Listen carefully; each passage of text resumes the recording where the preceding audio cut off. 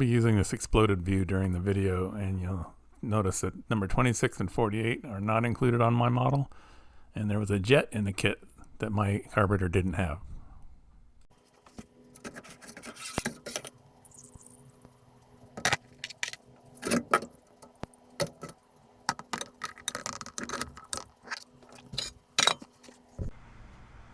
So the first step is this pump discharge steel ball, and then there's going to be a thing called the weight, the pump discharge weight.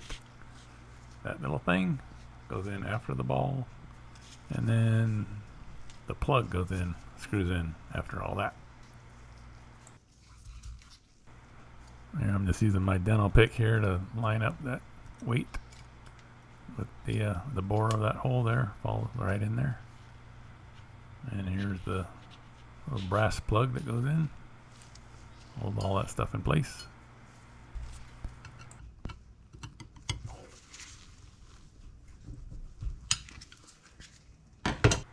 This is the pump jet plug. Those things float around in there, so you should be able to hear them jingle.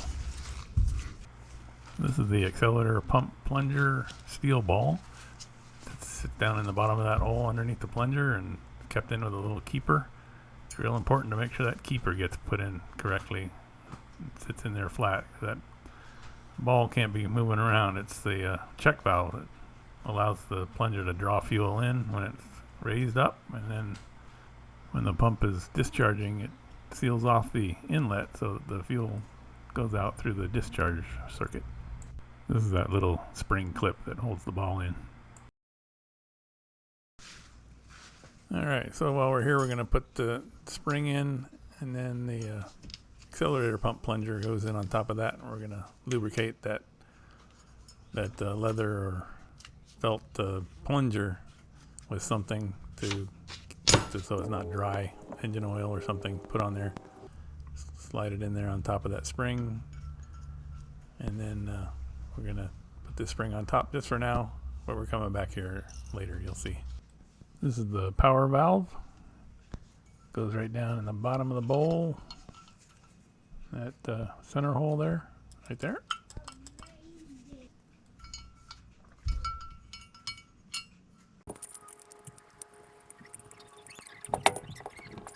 This is the power piston and the spring. It goes in this hole right here, and it should bounce up and down freely like that. This is going back to the disassembly when not only would it move up and down like it's supposed to freely, it wouldn't come out.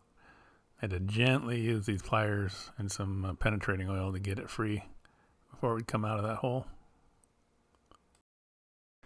This is the little tiny screw, smaller washer, and a little horseshoe shaped washer that holds in the power piston. Putting these in right now. Also, if you didn't notice, I'm working on the top of the carburetor at the moment, kind of switching around here and there. This is the idle mixture screw. It goes in the throttle body, which is that goes under the base of the carburetor.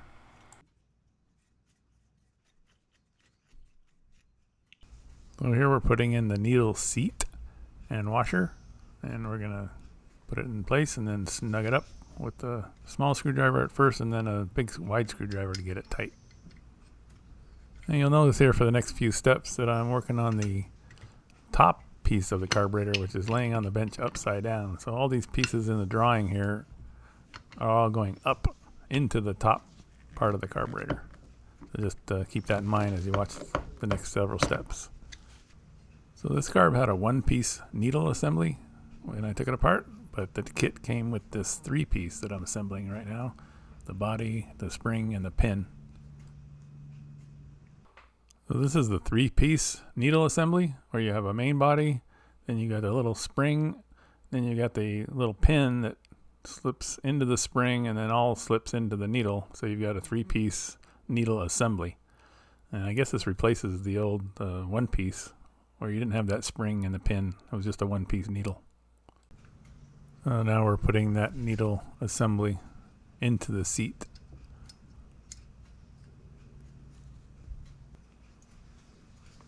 Now we're getting the float on there lining it up and sliding the pin in over the top of the needle. And then here we turn the bowl over so it's actually right side up and make sure the float and everything moves freely. Our 150 main jet goes right down there in the bottom of the bowl. And these two little pieces, the jet and the washer, go down right in the middle of that bowl. The snug fit, so using some needle nose pliers to get it down in there in position, and then we can get a screwdriver on it, snug it up.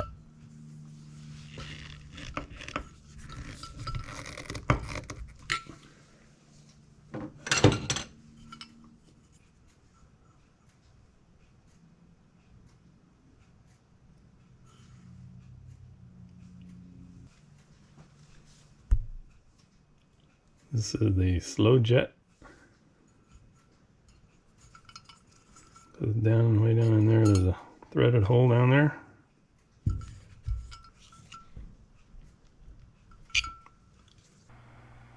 This is the main air bleeder, and my carb kit did not come with one of these, so I'm reusing the original. Goes in that little hole on the carburetor. This is my little jet cleaner thing, tip cleaner. Just gonna run one through here and make sure all is clean. This is a handy tool to have around. It's a tip cleaner for welding tips or cleaning out jets. Got some really tiny fine wires in there, but you don't want to use anything bigger than will slide through there easily. Looks pretty clean. I'm going to squirt some carb cleaner through it and then blow it out.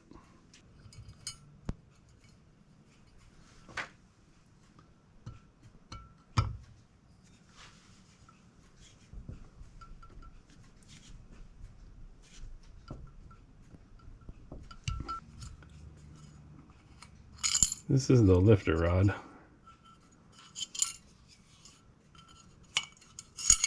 This is the guide that guides it down into the bowl where we have a main jet. But on this model, it has a 26 step-up rod, which goes into 27, which is the main jet. We don't have that step-up rod. The spring and clip came with the kit. Don't have this rod. So, don't know if this is a different model carb. This one has a solenoid on it. Mine doesn't. This is the little screw and washer that hold that guide in place.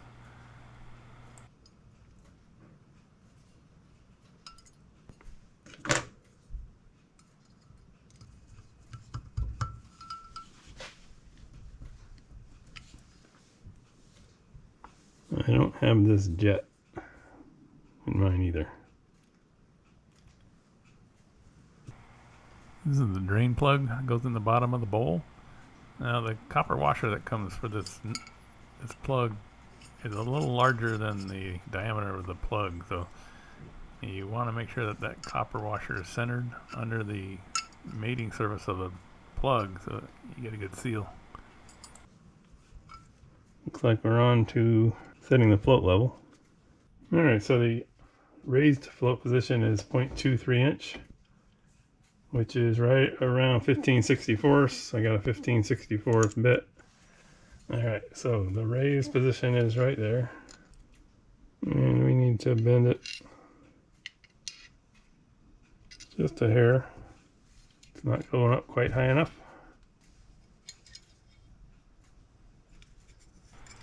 Now these tangs on these floats it's more of a pressure type thing. You're not looking for a big bend, just slight pressure and then check it, because it's not too hard to overshoot, as you'll see here in a second.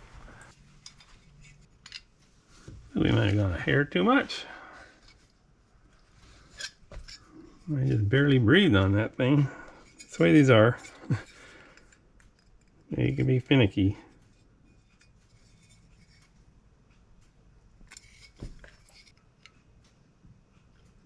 That's about it. Alright. Now check the down position. The down position is 0.8 inch. 0.797 is a 51/64. 0.812 is a 13/16. 797 is pretty darn close to 0.8. 51/64. Now we got really lucky on this one. It was dead on first try. Didn't have to do any adjusting. Now we're putting the retainer on this sight glass. If you saw the disassembly video, you saw that I couldn't get the sight glass out of there, but I'm going to leave it in with the gasket and just keep an eye on it, see if it leaks. This was supposed to be a little short temporary test fit to check the linkage movement and everything, and got carried away. Kept assembling it, knowing I had to come back and take that top off again to put the accelerator pump assembly together. Anyway, you'll see that coming up here in a minute. Putting in all the cover screws right here. There was one screw when I took it apart that was too short, and you'll see that here in a second. Here I'm checking the depth of the hole to make sure it can take a longer screw.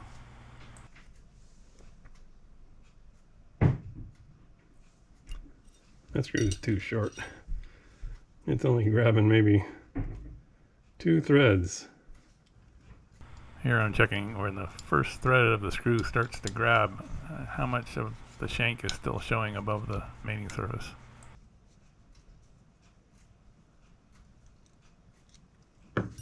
That's how much space there is before it starts to screw in. So I'm gonna have to see if I have a longer one of those around here. Well, I found this in my hardware kit. With the washers are captured on there. You can rip them off, but I think I need them. If those washers weren't on there, I think it would go too far down. It may still go too far down. Let's see what happens.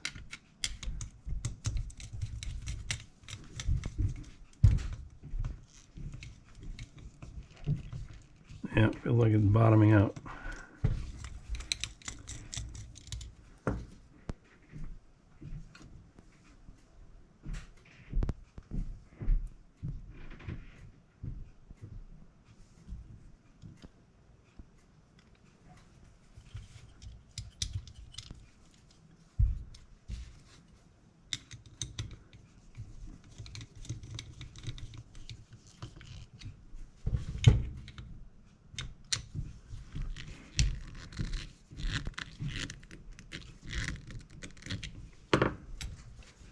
That was the screw that held these brackets on right here.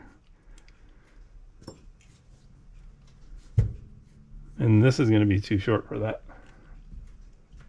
So this will work for that because it can go all the way through, I think. We'll see. And now we're putting on the throttle body. That's the very bottom of the carburetor assembly.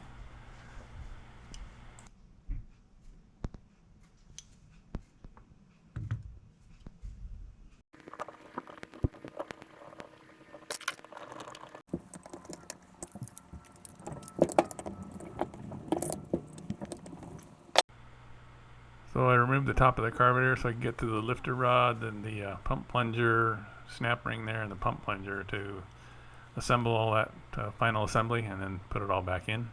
And here we go. All right, once you get all this assembled, you gotta compress this, put the little clip on the top.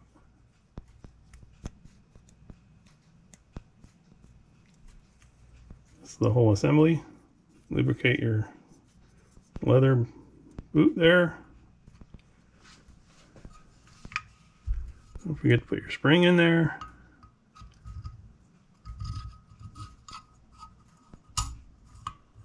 slides down in there, and then I want to put this link on here.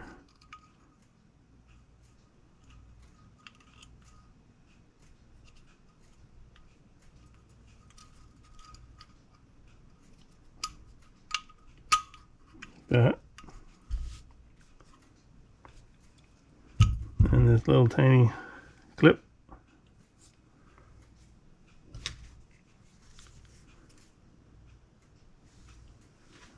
That holds that link on.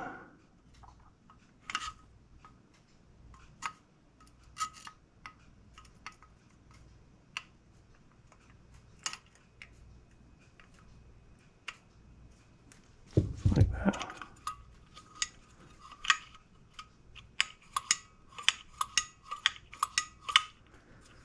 That holds this thing inside this groove, the guide. So when you put the lid on, you don't have to fight that or worry about it going down outside the guide.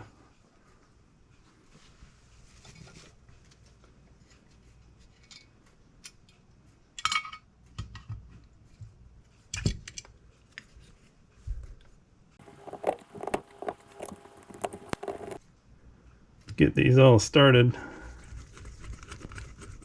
through the gasket so everything's lined up. Now you can tighten them down in a kind of crisscross sequence.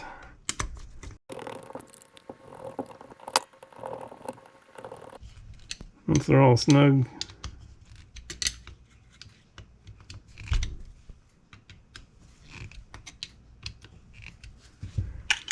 check for any spaces in here that tell you if something got caught. Make sure this two pieces are fitting tightly together. Then you can tighten them up.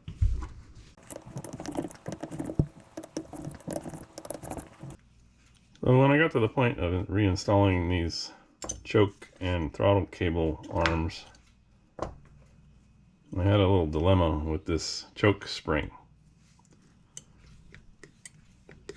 So I wasn't quite sure where that spring went in relation to these brackets.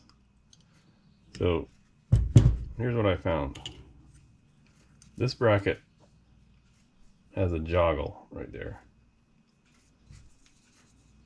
Not sure if it's visible on the camera, but there's a joggle right there. So it spaces this end part with the hole out that direction. This one is bent.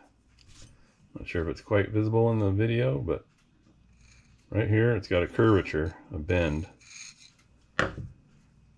And I went back and looked at the videos when I disassembled this. The spring here, this was on over that spring. And then when, my theory is, I can't find anything in the book on the order of assembly here. My theory is somebody put this on wrong. And when they tightened that screw, it bent that arm because the spring was in the way. This really wants to sit flat against this whole surface. And then when you put this one on over it, because of that joggle, and tighten it all up, there's a space right there between the two. My theory is that's where the spring goes. That's the way I assembled it at first, but then I went back and looked at my, just to be sure, I'm going over everything a second time. I went back and looked at my disassembly videos, and I saw what I just told you, that this had been, when I took it apart, it was like that. So I don't think this is supposed to be bent. It does not look like that. So I'm going to straighten this bend out, and then that should make a little bit more gap here for that spring, because right now the spring is kind of pinched in this hole, this gap, because this guy's bent. So if this was perfectly straight, I think there'd be a nice parallel gap right there, perfect spot for the spring, and that also lines the spring up with where it wants to be. It doesn't want to be in there, and it doesn't want to be out here. It wants to be right there. which is right in line with that gap. So I'm gonna go straighten this out. All right, so I got that straightened out. Now we'll put it on here. The spring on over that. And this one goes on over that.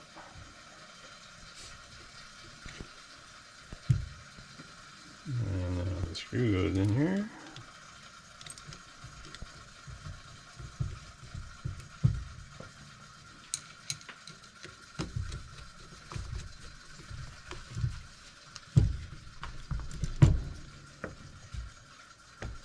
There. So now we've got this nice gap right in there where the spring fits nicely. No binding. I think that's the way it's supposed to be. It always pays off to pay attention while you're disassembling things and take videos if you can. And stay alert, look for little things like that.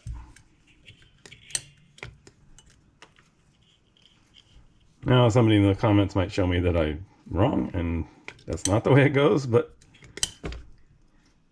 so correct me if I'm wrong out there. Thanks. Alright, everything moves freely. Choke. Throttle. Accelerator pumps moving.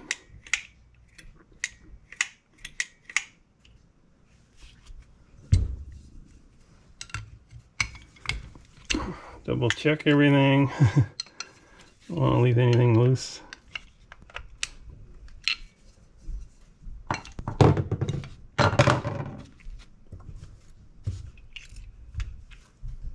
Okay, we got the fuel screen and the plug with the gaskets already on it. Every time I clean one of these, I'm worried I'm gonna crush it with this. If this goes in there and hits off to the side, it's gonna crush that gasket. So stick it in like that. And then there's a flange down in there that this ring has to go around, so you got to kind of make sure it all seats in there as you go in. It's not tight. It tells you you're not crushing anything.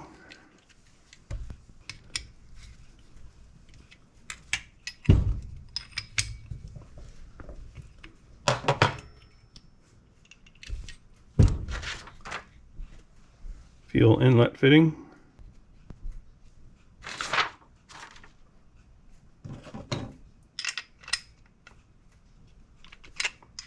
It's a pipe thread, so it should seal. Brass on aluminum. Don't think you need any thread tape on that. Okay, we got a spring here. So come in here. Swing it around. Go in there. Alright, now this is the vacuum line that goes over to the distributor. That was right in here.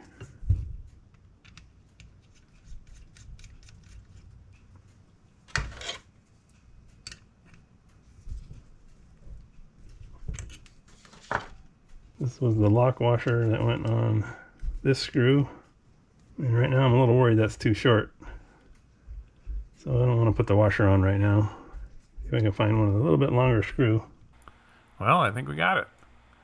Nothing left to put on there except the bottom base plate when it comes out of the cleaners. So all we got left to do is bolt it on and give it a try. And if you've seen some of the other videos on this rig, you might already know the outcome. But if not, stay tuned for a few more seconds, and here we go.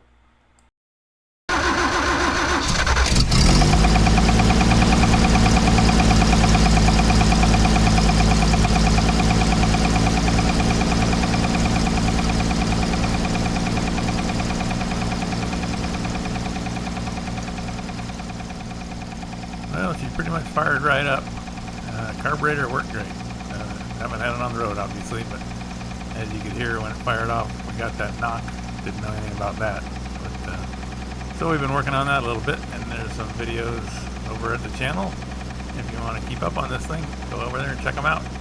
Appreciate you coming along and sticking with me on this long video. It takes a while to put one of these carburetors together, and especially when you're trying to give a little tutorial. So hope it helps somebody.